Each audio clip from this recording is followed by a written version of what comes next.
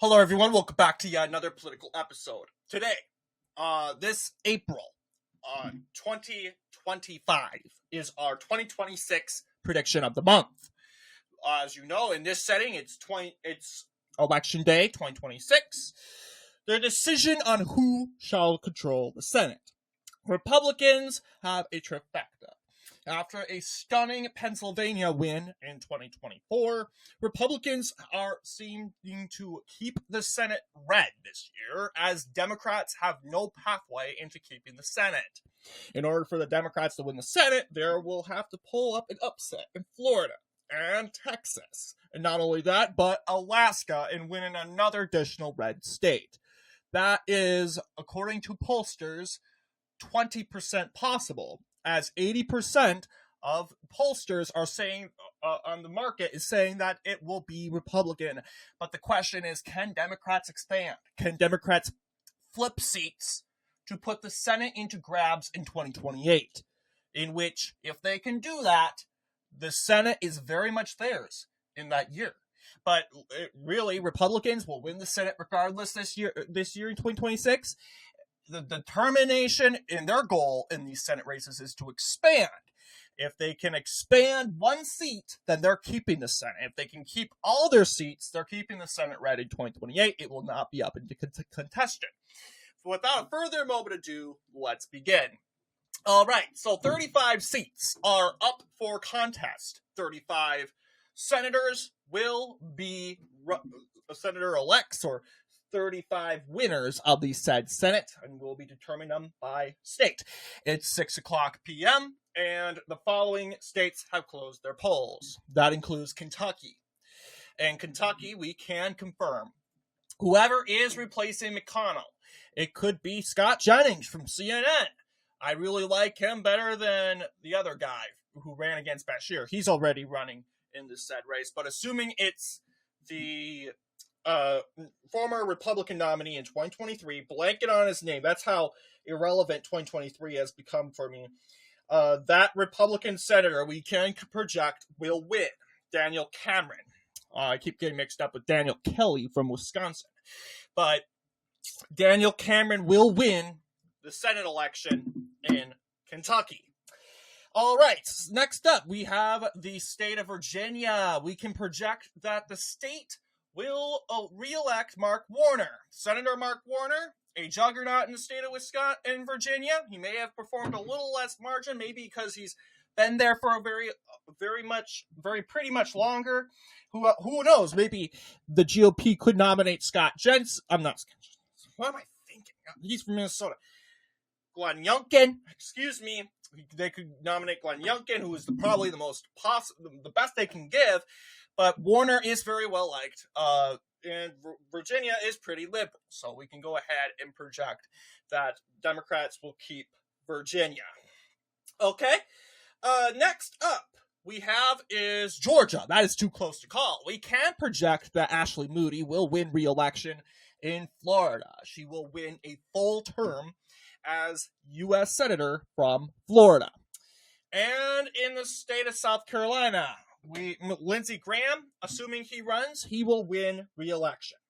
All right, this is our map. The state of Vermont and Indiana do not have contests this year. If they would be calling their races by now, but they do not have the race. So we have Georgia, the only toss-up in this sad hour. Republicans have 34 seats. Democrats have 35 seats. Why? Well, Democrats have one seat. That's because we're counting seats. This is counting seats that aren't in contest.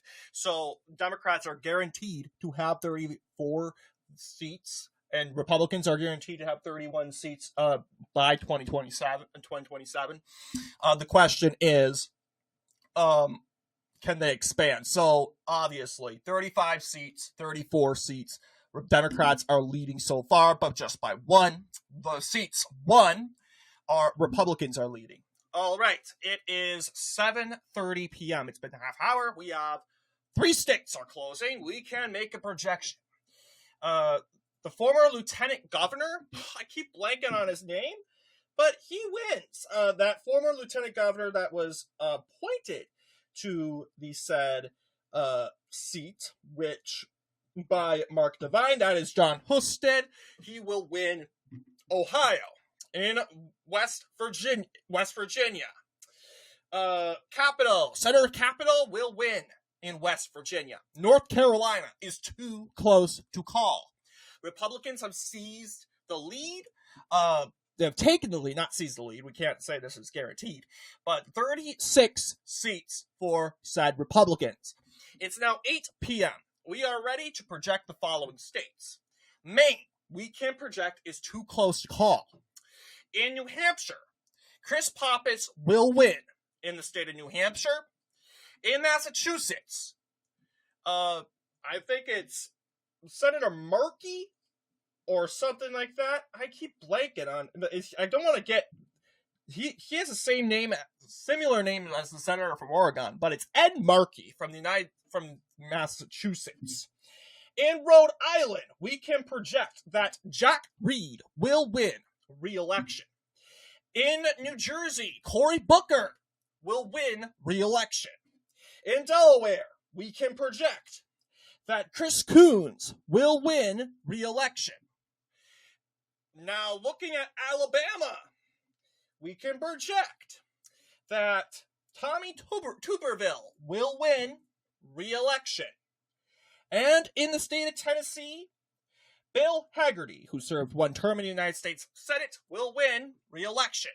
Michigan is too close to call. In the state of Illinois, we can project that Dick Durbin will win re-election. In Mississippi, we can project that Cindy Hyde-Smith will win re-election. In the state of Kansas, we are ready to project that Roger Marshall will win re-election. In Oklahoma, we are ready to project that Markwayne Mullin will win a full term in the United States Senate. And in Texas, either Ken Paxton or John Cornyn, whoever that nominee is going to be, John Cornyn is losing in the polls in a Ken Paxton primary race. So it could be Ken Paxton in our prediction. So Ken Paxton will win the United States Senate election in Texas. All right, so this is our current results right now. This is at 8 o'clock p.m. 42 seats for Republicans, 41 seats for Democrats. The first 251 wins. Only 2 states are tossed up at this hour, and that is the state of Maine and Michigan. It is now 8:30 p.m. We are ready to project another state, and that is the state of Arkansas. No surprise. That senator, it could be Tom Cotton. I'm not sure. I'm guessing it is Tom Cotton. And is it Tom Cotton? Yes, it's Tom Cotton. Tom Cotton will win. All right. 30 minutes passes. And now suddenly, it's now the next hour. 9 p.m. We have more of the Eastern states as we continue to go west. All right. The toss-ups we have, 4 toss-ups, Maine, Michigan, North Carolina, and Georgia. We can make a projection that in Louisiana, that Senator Bill Cassidy will win. In the state of Iowa, Joni Ernst will win. And in Nebraska, we can actually see, yes, in Nebraska, despite a close poll, it is too close to call. But Pete Ricketts is leading against a race with Dan Osborne, the previous Senate nominee. In South Dakota, we can make a projection that Mike Rounds will win. Wyoming, we can make a projection. Cynthia Lummis will win a second term in office in the state of Wyoming. Colorado, no surprises. John Hickenlooper has won a second term. New Mexico, Ben Ray Lujan, who it has been labeled as a senator to take out by Republicans, has won re-election. All right. And we can't forget about the state of Minnesota. Peggy Flanagan, the lieutenant governor of Minnesota, will replace Tina Smith. All right. Here is our map. What things are looking like as we speak. We look and turn to the state of Montana. That is the only state closing at 10 p.m. But before we go that, Republicans are 4 seats away before claiming the majority. Needless to say, we know Montana is likely to re-elect their current senator. And that is, let's see if I can get it up, Steve Daines. So we'll go ahead and project, Steve Daines, the winner, in his Senate seat. In the state of Idaho, which hasn't closed its polls, that is at 11 p.m. But this is what it's looking like right now. We are ready to go and call some swing states. All right. Starting with North Carolina. Republican Thom Tillis has won his seat, despite an aggressive primary challenge and an aggressive campaign to oust him. We can project that Thom Tillis will keep his seat. He has gotten very close to the president. He has kind of denounced his former liberal views. He's still very establishment, but the Republicans in North Carolina know that the Democrats, they could take advantage. They could take the Senate seat, and possibly they would think that they would win the Senate, even though they don't really have a path, but I'm glad they're not being complacent. So North Carolina is staying Republican. In the state of Georgia, that is likely to go into a runoff. Okay, we are projecting that the seat, which I'm pulling up those polls on my separate device.